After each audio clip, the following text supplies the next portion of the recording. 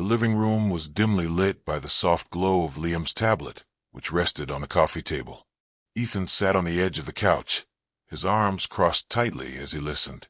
Sophia leaned forward in her chair, a notebook balanced on her knee, pen in hand.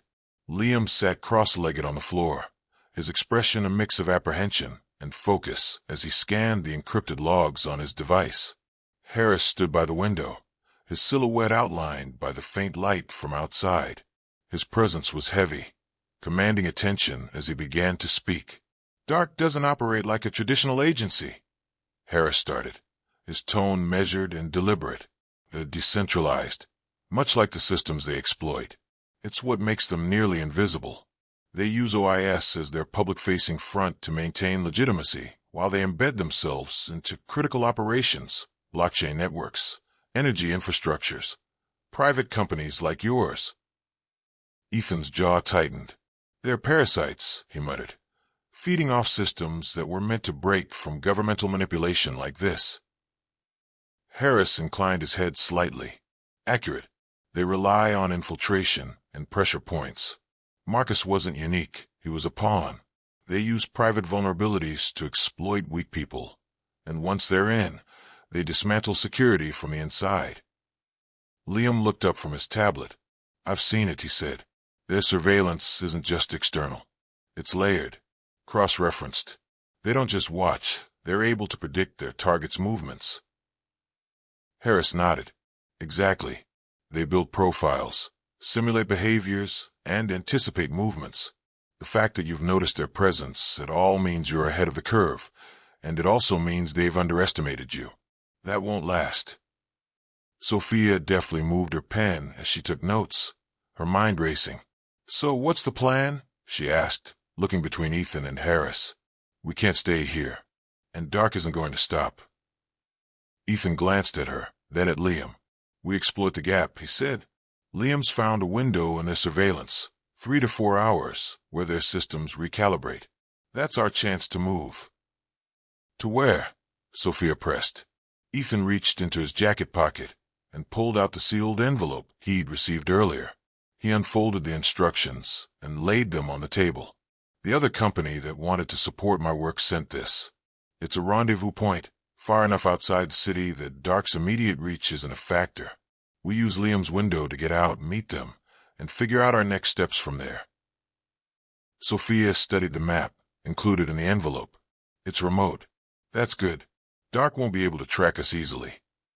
We'll need to move quickly, Liam added. The window isn't perfect.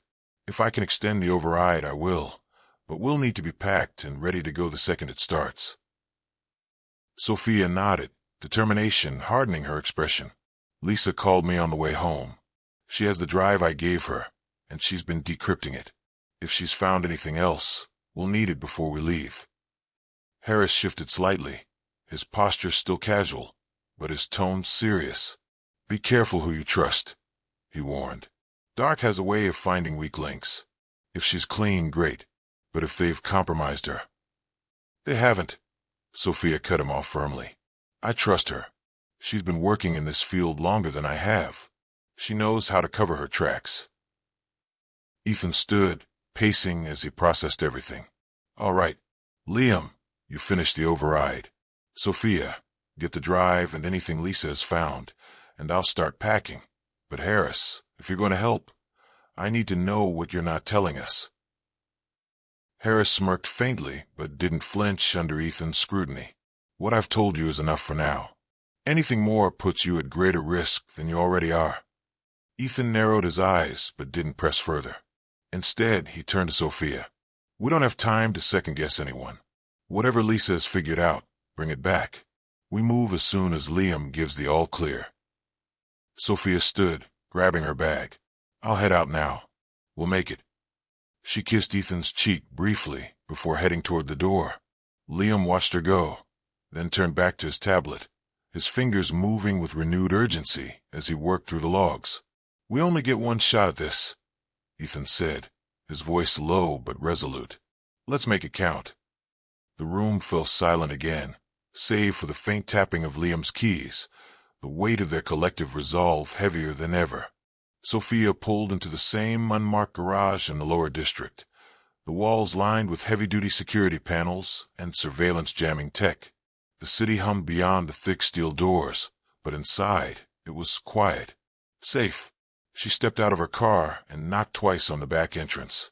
A moment later, the door unlocked with a sharp beep, and Lisa's voice crackled through the speaker above. "Get in. Fast." Sophia did as instructed, slipping inside and shutting the door behind her. Lisa was at her workstation, monitors casting a cool glow over her face. She glanced up briefly, her expression unreadable, before pointing at the drive sitting beside her keyboard. "You weren't exaggerating," Lisa said, her fingers still typing away. "This data is a mess, deliberate obfuscation, multi-layer encryption, and security protocols I don't usually see outside defense contractors." Sophia crossed her arms. "You cracked it." Lisa scoffed but nodded. "Wouldn't have called you here otherwise." Sophia moved closer, scanning the files on Lisa's screen. Fragmented reports, classified documents, surveillance logs, all tied to DARC operations. Lisa tapped one of the decrypted entries, her voice dropping slightly. "They're not just monitoring your family. They're categorizing you. Threat levels, projected behavioral models, probable responses to outside pressure. They've been monitoring Ethan for years, and by extension, you and your kids." Sophia felt the weight of those words settle deep in her chest. "They think they can predict us," she muttered. Lisa leaned back, rubbing her temples. "Not just that. They're using the infrastructure to hide their weaknesses. DARC is compromised, fractured from within. That's why they haven't made a move yet. They're trying to solidify before they act on you." Sophia's mind raced. "Weaknesses? You mean there are fractures in their organization?" Lisa nodded, her fingers flying over the keys. A new set of files appeared. "They're fighting an internal battle. Some factions want a full takeover, seize key innovations, and restore centralized government control by force. Others want to keep operations discreet and manipulate the states and corporations through economic and technological leverage." Sophia exhaled sharply. That explained the delay. DARC wasn't fully unified, which meant there was still a chance to stay ahead. Lisa pulled up a single document with one name. "This is what you need," she said. "One of their top analysts. A defector." Sophia leaned closer. "You're saying there's someone inside who might be willing to turn?" Lisa met her eyes. "If you get to them before DRC realizes what they are doing." Sophia clenched her jaw and picked up the drive. "Then we don't waste time." Lisa hesitated, glancing toward the security panel. "Sophia, once you move, there's no going back. This is the kind of information that gets people erased." Sophia nodded, her grip tightening around the drive. "That's why we act now." With that, she turned toward the exit, then hesitated, the weight of the next steps pressing hard against her.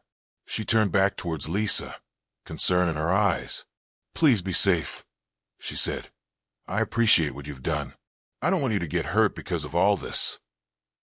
Lisa got up from her desk and crossed the room to hug Sophia. "Don't worry about me," Lisa said.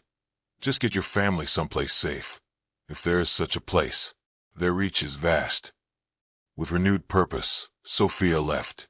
She knew now that DARC hadn't just been watching her family, they were preparing. And now so was she. The house was unnervingly still, save for the soft, rhythmic tapping of Liam's fingers against his tablet as he finalized the override. His eyes darted across the screen, scanning every line of code, ensuring his infiltration into DARC surveillance logs would hold. The window he created was their only chance to slip away unnoticed. There could be no mistakes. Ethan moved deliberately through the house, checking and double-checking their bags, ensuring nothing unnecessary would slow them down. He glanced toward Maya's door, still closed, still silent. She hadn't stirred, and he wasn't sure if that was a blessing or a curse. He wanted to preserve her innocence, shield her from the storm brewing around them. But soon she would wake, and the explanations would begin. Near the window, Harris stood with arms folded, his gaze fixed on the quiet street beyond. There was a stillness to his posture, but not in ease. He was watching, waiting, anticipating. He hadn't spoken much since the briefing, but his presence was solid, as though he knew just how quickly things could turn. The sharp click of the front door, unlocking, broke the silence. Sophia stepped inside, her bag slung over her shoulder, her breath slightly uneven from urgency. Ethan straightened instantly, and Liam looked up, his override forgotten for just a second. Harris didn't move, but his gaze flickered in her direction. "I've got it," she announced, holding up the drive before placing it on the table. Lisa cracked as much of the encryption as possible. Lisa found a name. A defector. Someone high enough in DARC's ranks that they could give us everything we need. The tension in the room shifted the moment Sophia mentioned that Lisa had uncovered a name. Harris, who had remained composed since his arrival, stiffened slightly. His gaze locked onto the screen, his posture straightening, his jaw tightening just enough for Ethan to notice. Harris inhaled sharply. Ethan immediately caught the slight change in his demeanor. "You know them," he said, his tone shifting from observation to certainty. Harris didn't look away from the name on the screen, Alden Reeves. For a long moment, he said nothing, his mind racing behind his unreadable expression. Finally, he exhaled. "I do." Liam sat forward, intrigued. "How? Were they OIS?" "Not directly," Harris muttered, shaking his head. "But close. Too close." His gaze flickered toward Sophia as if she had just confirmed something he had suspected all along. "This is why I reached out to you. Reeves is the missing piece." Ethan narrowed his eyes. "Explain."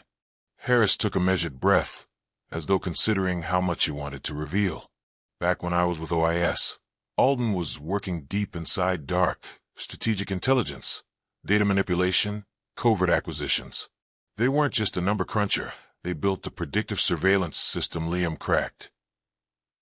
Liam's mouth parted slightly, his hands tightening around his tablet. "Wait, you're saying the system that's tracking us, he's the one who designed it?" Harris nodded grimly. "Exactly, and that's why his defection matters."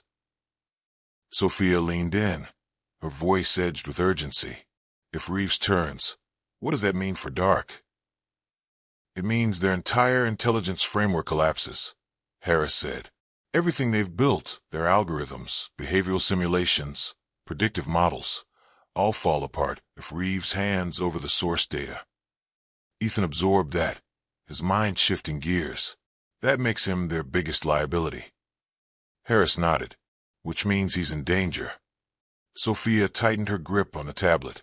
"Then we have to get to him first." Liam leaned in, brows furrowing. "How soon can we reach them? How can we reach them?" Harris leaned casually against the wall, his arms folded, but his sharp eyes tracked Liam's movements with a certain intensity. It wasn't long before Liam noticed Harris's gaze and paused, turning slightly toward him. "You've got something to say?" Liam asked, his tone a mix of curiosity and guardedness. Harris pushed off the wall and walked over to Liam with measured movements. "I've been watching you work, and I think there's something you can add to that code," he said, his voice low but firm. "Something Alden would recognize." Liam frowned, turning back to his screen. "Why would he recognize anything I put in the code?" Harris sat on the edge of the coffee table, leaning closer. "Because I know how he thinks. Reeves built the system you're overriding. Every line, every protocol. He's got his fingerprints all over it. If you embed a message in the code, something subtle but specific, he'll spot it, and he'll know it's not DARC." Liam considered this for a moment, skepticism clouding his expression. "What kind of message? I mean, it's not like I can write 'meet us at the rendezvous point.' They'll catch that in a heartbeat." Harris smirked faintly. "You're smarter than that. You don't write it outright, you encode it. Use one of Reeves's markers." "Markers?" Liam asked, leaning closer, intrigued. Harris nodded. "Reeves used to embed certain signals in his code, patterns that only he'd understand. They're meaningless to anyone else, just numbers or sequences that read like erroneous data. But to him, they're as clear as a signature." Liam glanced at his tablet, his curiosity outweighing his doubt. You know these markers? I know one, Harris said, his tone cautious but sure. It's simple, a prime number sequence, reversed. He used it in everything he built, from surveillance logs to encryption layers. Embed it somewhere in the override, and it'll stand out to him without tripping DARC's alarms.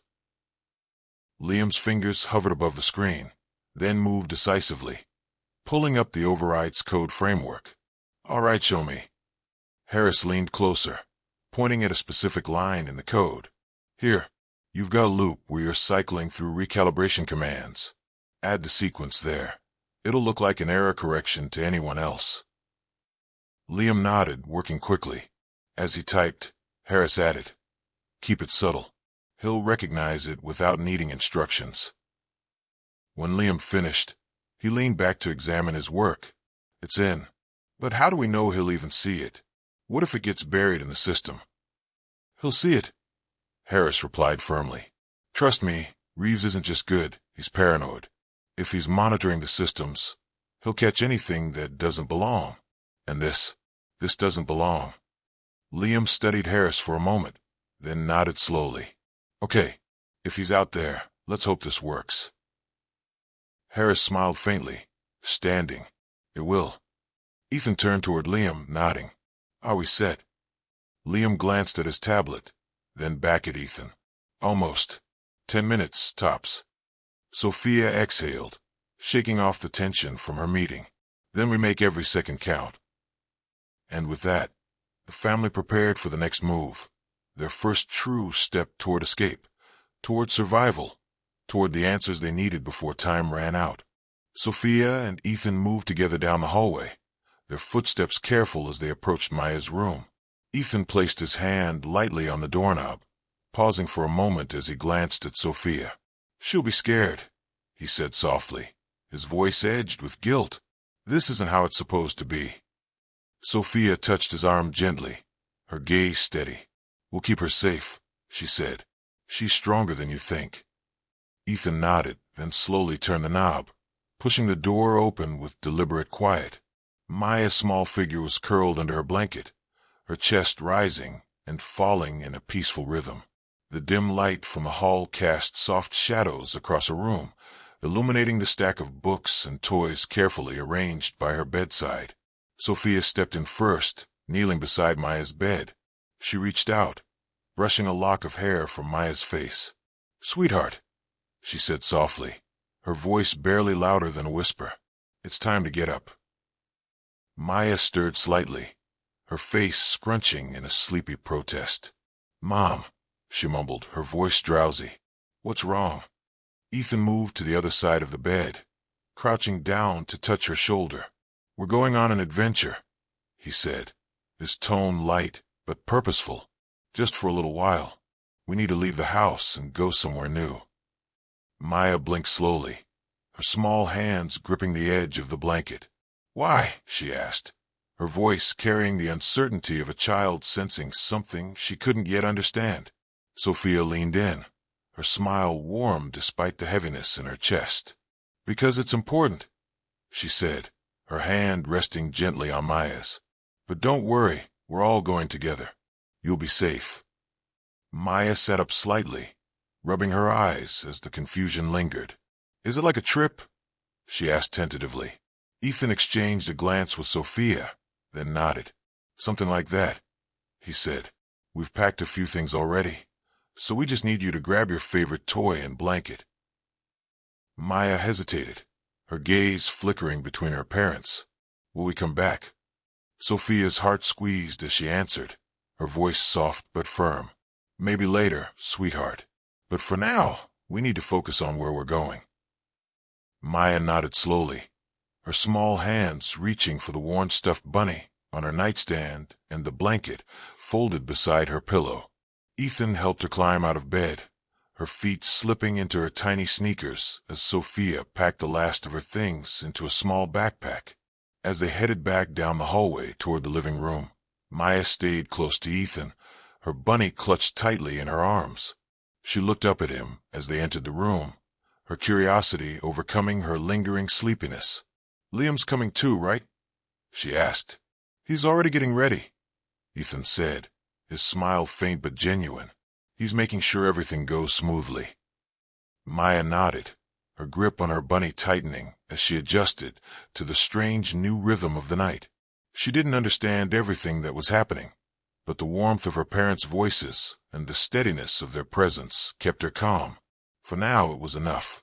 In a dim, underground office layered with monitors and terminals, Alden Reeves leaned back in his chair, the glow of the screens casting shadows across his face. His fingers tapped rhythmically against the desk as he studied the incoming data from DARC surveillance network. He wasn't officially monitoring this particular thread. The family wasn't his assignment, but certain patterns in the recalibration logs caught his attention. It wasn't immediately obvious, buried deep within the override Liam had executed. Most people, even most DARC analysts, would have dismissed it as noise, meaningless corrections in the recalibration process. But Alden wasn't most people. He recognized it for what it was. A message. His eyes narrowed as he leaned closer, scanning the sequence Liam had embedded into the code. The prime numbers. Reversed. Subtle. Specific. Exactly the kind of marker Alden himself had used countless times in his years designing DARC's predictive algorithms. No one else would have caught it, but he did. And it meant only one thing. The family had managed to exploit his system to slip away. Alden leaned back, his mind racing. He hadn't expected them to be this resourceful or this clever. And yet it made him pause. There was something in their resilience, in their ability to spot the cracks DARC had tried so hard to hide, that stirred something in him. This wasn't just desperation on their part. It was deliberate, calculated, a move meant to bring him into their fold. It worked. He closed the log, his decision made. He'd meet them at the rendezvous point, just as the message instructed. Because if there was one thing Alden Reeves understood, it was that being one step ahead meant knowing when to turn the tables. And right now, the family had the leverage. The rendezvous point wasn't far, a secluded lot on the outskirts of the city where the company's contacts had arranged to meet. But every step felt heavy, every sound too loud, as though the entire world was holding its breath. As they approached the edge of the city, Harris suddenly raised a hand, signaling for them to stop. His posture stiffened, his head tilting slightly as he listened. "Wait," he said, his voice barely audible. Ethan moved closer, his hand instinctively reaching for Maya's shoulder to steady her. "What is it?" he asked. Harris scanned the area before shaking his head. "Thought I heard something. Keep moving." "Cybersecurity, my ass," said Ethan. They pressed on, sticking to the shadows as the city lights faded behind them. Liam's tablet beeped softly, and he glanced down, his heart skipping a beat. "We've got an hour left on the override," he said. "We have to keep up the pace." Sophia's grip on Maya's hand tightened as they stepped into the clearing near the rendezvous point. It was quiet, eerily so. A single vehicle was parked near the edge of the lot, its lights off, its silhouette barely visible in the night's inky blackness. Ethan exchanged a glance with Sophia before nodding toward Harris. "That them?" Harris hesitated for a moment, his gaze locked on the vehicle. "I would put money on it," he said finally, "but let me check." As Harris moved toward the car, Ethan crouched down beside Maya, offering her a reassuring smile. "Almost there," he said softly. "You're doing great." Maya nodded, her bunny held tightly against her chest. Sophia scanned the perimeter, her eyes sharp, her senses on high alert. "If this isn't them," she started, but Ethan cut her off with a soft brush of his fingers on her cheek that she leaned into. "It is," he said firmly, though his uncertainty lingered beneath the surface. "It has to be." Harris approached the car cautiously, his hand resting lightly on his side, ready for anything. As he reached the driver's side, the window rolled down, and a man inside passed him a slip of paper.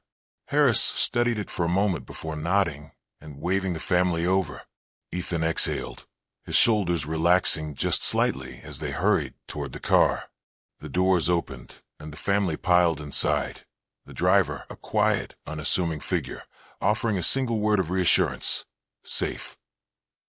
Just then, as the driver was getting ready to pull away, Someone else had entered the lot. The darkness of the night made it impossible to tell who it was. Ethan noticed Harris's hand move toward his hip again, just like it had when he first approached the vehicle.